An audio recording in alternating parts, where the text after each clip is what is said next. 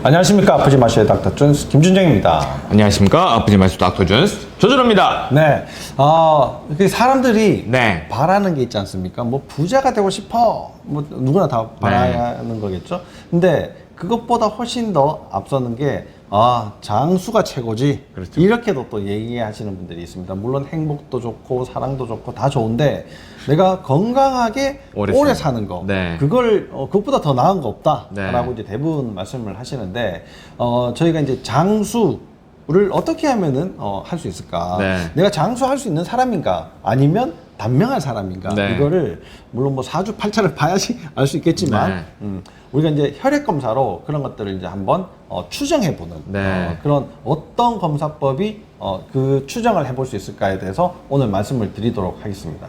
장수의 비결에 대해서 설명을 드리도록 하겠습니다.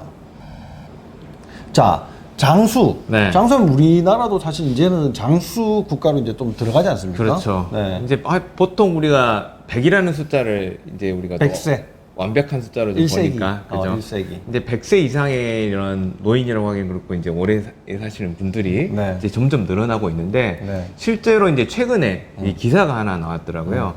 이분들의 혈액 속에 네. 장수의 비밀이 숨어 있더라. 이제 이렇게 됐는데 네. 이제 스웨덴에서 이제 64세 이상의 그런 이 노인분들을 4만 명이나 이제 네. 조사를 했습니다. 네. 많이 했네. 네. 그래서 35년 동안 이제 피 검사를 통해서 이분들의 피가 어떻게 돼 있는가 정기적으로 계속. 봤고 결국에 봤더니 4만 명 중에 2.7%면 굉장히 많거든요. 네. 이게 2.7%가 이제 100세 이상 사시는 분이 됐고 네. 그 100세 이상 사시는 분이랑 아닌 분들의 피 속의 성분들을 비교해 봤더니 인상적으로 보이는 부분이 세 가지가 있더라. 장수에 영향을 주는 네. 세 가지. 네, 이게 뭐 우리가 어렵게 볼 수 있는 뭐 유전자 검사 이런 게 아니고 우리가 이제 흔히 건강 검진 때 할 수 있는 검사거든요. 네. 세 가지가 혈당, 그러니까 공복 혈당이겠죠. 네. 그다음에 신장의 기능을 볼 수 있는 크레아티닌. 크레아틴이. 그리고 하나가 요산. 요산하면 이제 우리가 통풍 이렇게 통풍. 쉽게 알 수 있는데 네. 이 세 가지 수치가 이 장수한 분들이 이런 덜 사시는 분들에 비해서는 수치가 낮더라. 특히 그 중에서도 의외지만 이 가장 큰 역할을 하는 것 같더라.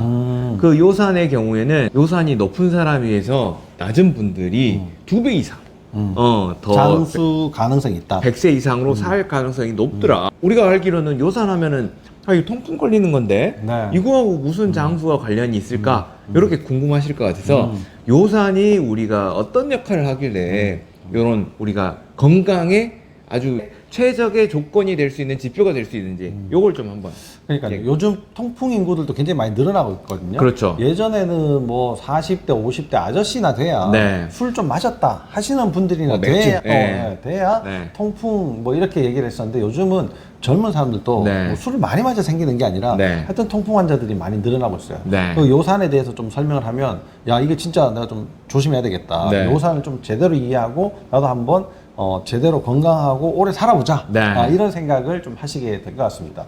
그러면 이제 요산이라는 것이 되게 뭔가 보통 이제 요산이라고 하면은 어디서 하늘에서 뚝 떨어진 걸로 이제 생각하고 우리 몸에 나쁜 성분으로 생각하는 경우가 많지 않겠습니까? 어떻게든 어떻게 싹을 잘라버려야 된다 이렇게 생각하실 수도 있는데 이 요산은 우리가 그러니까 동물성 단백질을 먹으면 그 대사되는 성분이기도 하고요.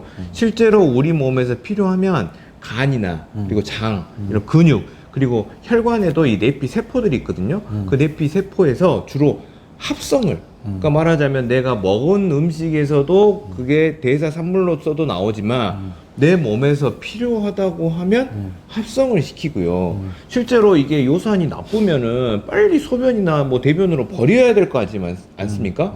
실제로는 이 신장에서 90% 정도는 재흡수한다? 이게 정설이거든요. 말하자면 아주 이게 중요하다. 나쁜 게 아니다. 뭔가 우리 몸에서 대단한 역할을 하고 있다. 이렇게 중요성을 일단은 더 생각하셔야 됩니다. 그러니까 이게 보면은 재흡수하는 것들이 콩팥에서 말이죠. 소변으로 만들어지는 과정에서 재흡수하는 것들이 혈당, 소금, 네, 그러니까 네. 나트륨, 그 다음에 요산, 이게 이제 대표적인 네. 거거든요. 그러니까 이게 아주 중요하기 때문에 쉽게 내보낼 수 없다. 네, 네. 일단 이제 가지고 있어야 된다. 만약에 이제 충분하게 들어오거나 생성이 되면 그제서야 이제 좀 네. 버려낸다. 이제 이렇게 생각을 하시면 되겠죠.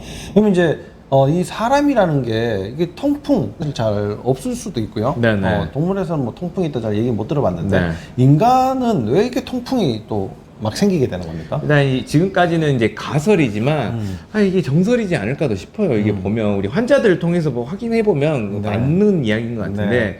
이제 우리가 여러 가지 영양소들을 우리 몸에서 실제로 합성을 해내지 않습니까? 흡수를 해가지고. 근데 그 중에서 비타민 C는 유달리 우리가 만들어내지 못하게 진화를 했단 말이죠. 네, 네. 근데 비타민 C의 역할은 뭐 여러 가지가 있지만 실제로는 우리 몸에서 발생하는, 결국 우리 몸에서 내가 생존하기 위해서는 산소를 사용해 가지고 산소 대사를 통해서 신진대사를 하는데 그 과정에서 우리 활성산소라는 게 만들어지지 않습니까? 네. 그 비타민 C가 대표적인 활성산소를 조절해주는 이런 항산화제의 역할을 할 수 있는데 우리 몸이 이 항산화제의 역할을 하는 비타민 C를 합성하지 못하니까 그 대신에 요산으로 대체했다. 요런 이론들이 지금까지 있습니다. 그러니까 항산화제다 그러면 사실 이제 우리 몸에서 만들어내는 것들도 있잖아요. 네. 제일 강력한 게 SOD라고 슈퍼 옥사이드 디스뮤타제. 네. 이게 이제 제일 강력한 건데 보통 흔하게 이제 많이 만들어내는 게 네. 글루타치온이거든요. 그래서 뭐 글루타치온 먹으면 뭐 미백 효과가 있어요. 그렇죠. 뭐 신데렐라처럼 예뻐져요. 네.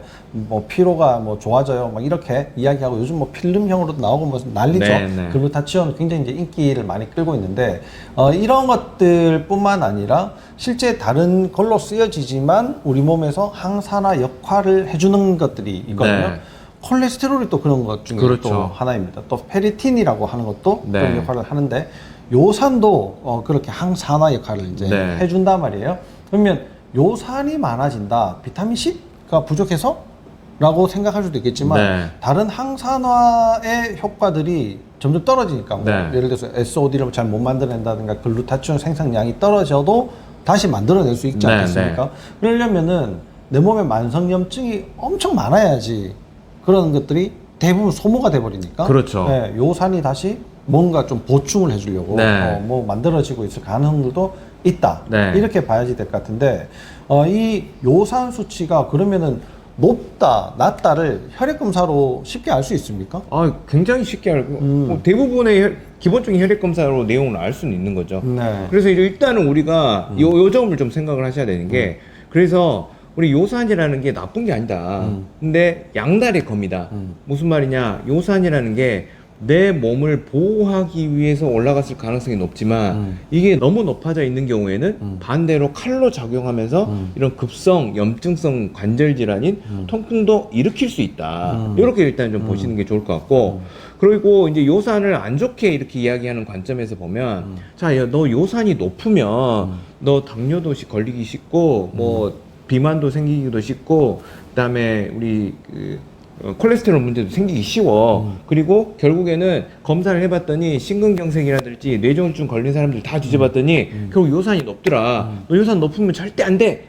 이렇게 이야기를 하지만 실은 요산이 높을 환경 때문에 요산이 높아졌다. 즉 내가 활성산소가 무던히 많이 생기는 여러 가지 만성 염증을 포함한 것들이 많이 있기 때문에 요산이 올라가서 방어를 해주고 있을 뿐 결국 이 환경 자체가 바뀌지 않으면 요산을 아무리 떨어뜨려도 결국 요산은 올라가지 않겠습니까? 그렇죠. 그래서 실제로 관점을 바꾸셔야 되는 게 요산이 높아져서 내가 이런 대사성 증후군이라든지 심근경색이라든지 뇌졸중이 온 게 아니고 이런 요산을 높게 만드는 어떤 기존에 환경이- 가지고 있는 환경 즉 만성 염증이 되어 있는 환경이 결국 요산을 올렸기 때문에 요산을 약으로만 떨어뜨리지 마시고 결국 만성 염증이라든지 이런 활성산소가 굉장히 높아지는 환경들을 같이 제어를 해주시는 게 좋을 것 같다.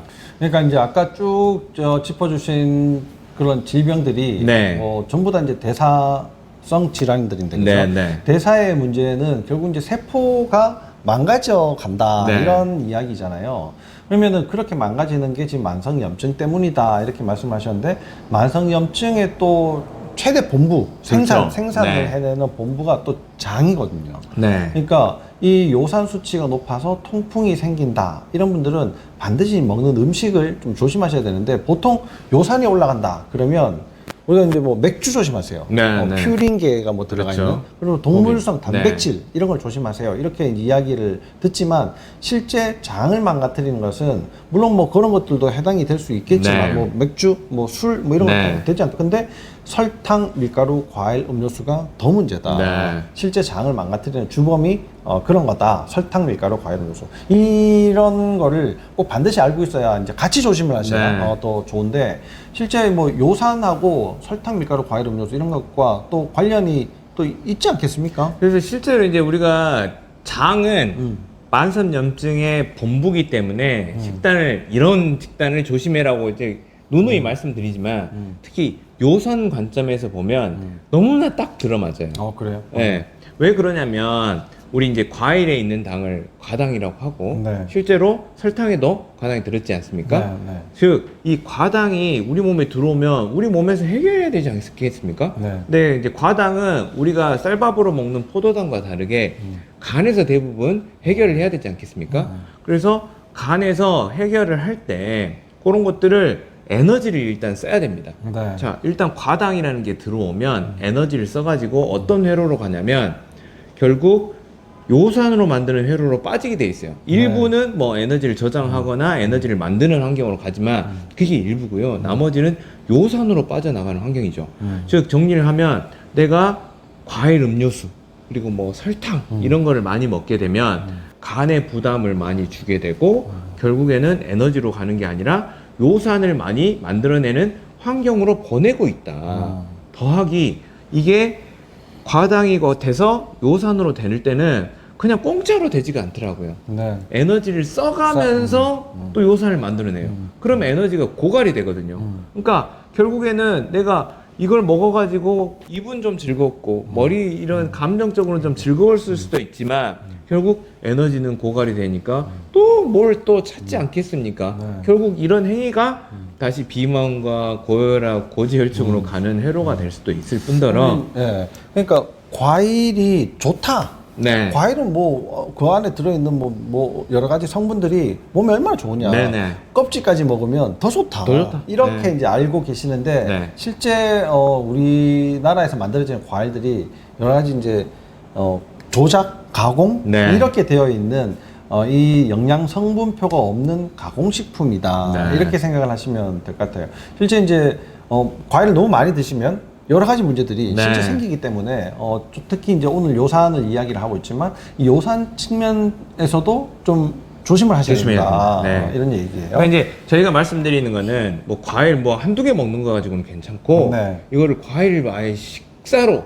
네. 매일 네. 굉장한 많이 챙겨 그렇죠. 드시고 네, 네. 그리고 뭐 여름 같은 때는 앉으면 수박 반 통, 겨울에는 앉으면 귤 반 박스 이렇게 드시는 것이 네. 안 좋다. 네, 네. 그리고 특히나 이제 이 치아가 안 좋은데 또 과일 좋아하신다고 그거를 갈아 먹거나 주스로 만들어내고 즙내 가지고 돌아다니면서까지 드시면 더욱더 과당의 흡수율이 빨라지면서 더 안 좋을 수 있다. 요걸 좀 설명을 드리는 겁니다. 그러니까 이제 과당 자체가 포도당은요. 네. 일단 우리 몸에서 쓰여지고 남는 게 저장이 되거든요. 네, 네. 근데 과당은 일단 저장이 돼요. 네, 네. 일단 저장됐다가 그다음 꺼내 쓰는데 남의 주머니에 들어간 돈이 쉽게 나옵니까? 네, 네. 줄 때는 쉽게 줬는데 네. 안 나온단 말이에요. 음. 그러니까 또 지방을 또 빼가지고 뭐 노력을 해야 되고 운동을 해야 되고 식이요법을 또 해야 되고 이런 이제 엄청난 노력으로 다시 해결해야 되기 때문에 첫 번째 먹는 것 자체를 좀 조심해야 된다. 네. 이런 거죠, 그죠? 그래서 이제 우리가 처음에 서두에 이야기한 우리 장수의 비결이 요산이 낮은 분이거든요. 네. 그러면 그분 같은 경우에는 활성산소를 제어를 해야 될 요산의 역할이 적다는 뜻이겠죠. 그렇죠. 네. 그 말은 요산 자체에 의한 부작용도 적을 수 있다. 그러니까 나머지 시스템이 잘 돌아가는 분이기 때문에 요산이 나와서 할 일이 별로 없어. 그러면은 장수할 수 있는 환경이 되는 거죠.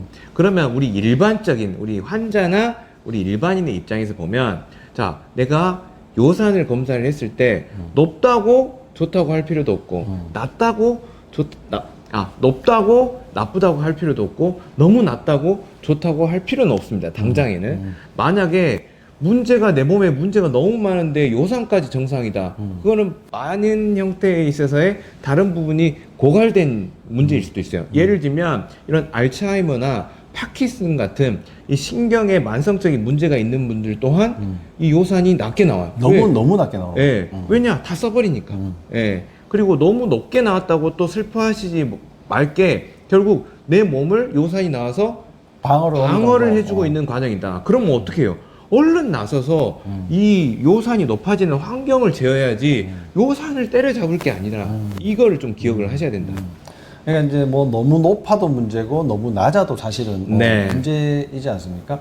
만성염증이 너무 과도하게 많으니까 소모가 너무 다 돼버려서 너무 낮아지고 염증이 많으니까 또 올라가서 또 문제가 되는 네, 거고 네. 이렇게 이제 되는 거니까 만성염증을 어쨌든 조절하는 것이 훨씬 더 중요하다. 네. 그러면 이런 측면에서 만성염증을 조절할 때 자율신경이 또 기여하는 바가 있습니까? 많겠죠. 일단은 요산의 역할이 항산화의 역할을 한다고 이제 우리 지금까지 설명을 네, 드렸고 네. 항산화라는 말은 산소 대사에 문제가 생기면 활성산소가 많이 발생을 하기 때문에 요산의 역할들이 높아지면서 올라가는 거거든요. 네. 그러면 산소 대사에 문제가 되는 상황들은 산소를 많이 사용하는 즉 과도하게 만들어내는 이런 환경뿐만 아니라 산소가 세포에 적게 오는 상황이 더 취약하거든요. 말하자면 세포의 입장에서는 나한테 산소를 덜 주잖아요. 네. 그러면 미토콘드리아가 망가지고 세포가 망가지면서 활성산소가 쏟아져 나온다는 뜻이에요. 그러면 어떻게 해야 되냐? 자율신경이 하는 역할이 뭐예요? 결국 호흡을 살려서 산소를 잘 밀어넣어주고 네. 세포까지 보내기 위한 혈관들을 잘 조절해주면서 충분한 양을 적절하게 보내는 역할이지 않겠습니까? 그렇죠. 그래서 자율신경계가 망가져 있으면 결국 순환과 호흡이 망가지게 되면서 세포 입장에서는 활성산소들을 많이 만들어내는 상황이 되고 그 세포가 한두 개면 다행인데 여기저기에 모든 세포들이 문제를 일으키면 활성산소의 누적 또는 속도와 양이 엄청나지 않겠습니까? 그렇죠. 그러면 요산까지 끌어다가 이거를 막고 있는 막아야 상황이니 결국에는 해결법은 자율신경을 방해하는 요소만 잘 잡아서 해결을 해주면 결국 요산까지 나서서 일할 필요가 없다. 그러면 언제 자율신경계가 문제가 잘 되냐? 여러 가지 상황이 있겠지만 그래도 제일 중요한 상황은 자율신경 길에 문제가 있는 경우가 제일 흔하고 가장 중요하더라. 그럼 자율신경 길이 어디냐? 목등, 허리, 골반 밸런스를 잡아줘야 될 척추다. 그 중에서 핵심은 자율신경계에 핵이 있는 목 부위다. 그래서 일자목, 거북목, 새우 등 그리고 이 척추를 밑에서 주춧돌처럼 잡아줘야 되는 골반의 비틀림이 있게 되면 결국 자율신경길이 흔들리고 불안해지면서 결국 내 몸에 활성산소를 많이 일으키는 상황이 될 수가 있다. 그래서 우리가 자세만 잘해도 우리 뭐 쉽게 말하면 등짝 스매싱 맨날 맞지 않습니까? 엄마한테 그런 것처럼 예, 자세만 잘 잡고 그리고 만약에 질병이 있다면 이 밸런스와 안정성만 잘 잡아주셔도 활성산소를 잘 컨트롤할 수 있고 그러게 되면 여러분도 장수로 갈 수 있는 지름길을 얻으시게 되겠죠. 그렇죠. 이 지금 이제 요산을 이야기를 하면서 이제 자율신경까지 이제 오긴 왔지만 네. 실제 이제 자율신경이 좋은 상태면 요산도 저절로 올라갈 필요가 저절로 없다. 좋아질 네. 수가 있다 이런 이야기죠. 이 자율신경계가 이제 좋다는 이야기는 우리가 100세가 중요하다라고 이야기를 하고 100세 네. 시대라고 이야기를 하지만 아프면서 100세가 무슨 의미가 있겠어요. 그렇죠. 그렇죠. 요산을 막 낮춰가지고 억지로 그걸 만들어내는 게 아니라 몸에서 자연스럽게 요산 수치도 낮아져 있고 다른 문제들까지 같이 해결될 수 네. 있다면 그것보다 더 좋은 방법은 그렇죠. 없을 거라고 생각을 합니다. 네. 그런 측면에서 이 자율신경계가 우리 몸에서 얼마나 중요한가. 네. 모든 문제들과 아주 밀접하게 관련이 되어 있다라는 사실을 꼭 한번 기억을 하시면 좋을 것 같습니다. 대부분은 뭐 자율신경, 뭐 척추, 뭐 이렇게 막연하게 생각을 하시지만 그게 치료할 수 있는 방법이 없는 것이 아니라 네. 모르고 있을 뿐이다. 내가 이제 건강하게 지내는 데는 지금 뭐 혈당, 요산, 뭐 크레아틴 이 3대가 이제 중요하다고 네. 했지만 자율신경이 좋아지면 저절로 다 같이 또 좋아질 수가 있다라는 사실을 꼭 말씀을 드리고 싶네요. 이런 이제 내용들을 한번 이제 분석을 이렇게 해보면 네. 물론 그 자체로도 좋은 뭐 이야기거리가 될 네. 수가 있지만 이게 그 뒤에는 항상 자율신경이라는 것이 네. 딱 버티고 있고 그게 흔들리는 순간 모든 것이 흔들린다라고 꼭 이제 이해를 하시면 좋을 것 네. 같습니다. 다음 이 시간에도 또 좋은 내용으로 여러분들이 또 건강하고 행복하고 오래 사실 수 있는 방법을 알려드리는 그런 영상을 또 여러분들에게 전해드리도록 하면서 오늘 시간은 마치도록 하겠습니다. 감사합니다.